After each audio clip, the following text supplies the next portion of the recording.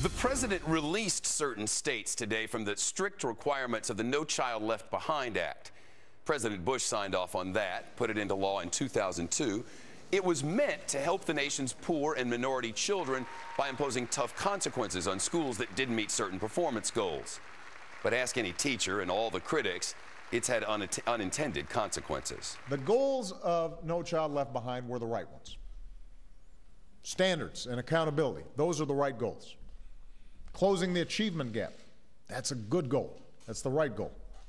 We've got to stay focused on those goals, but we've got to do it in a way that doesn't force teachers to teach to the test or encourage schools to lower their standards to avoid being labeled as failures.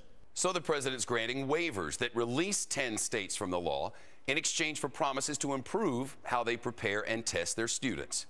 Trace Gallagher's tracking this one. He's live in our West Coast News Hub this afternoon. What's the reaction been like overall, Trace?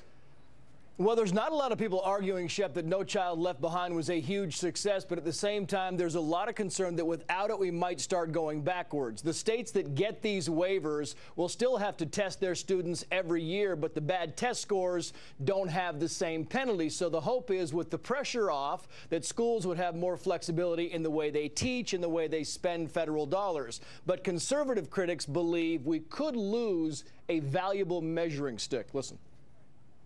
What No Child Left Behind did that was terrific was it created a new atmosphere of transparency around American schooling.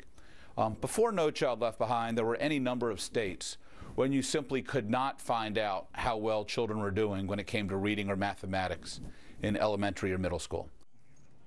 And I think it's important to point out that 3 out of 10 of our students, Shep, do not graduate high school. But we're talking about 10 states who got out of these requirements, but that's not to say others don't want out.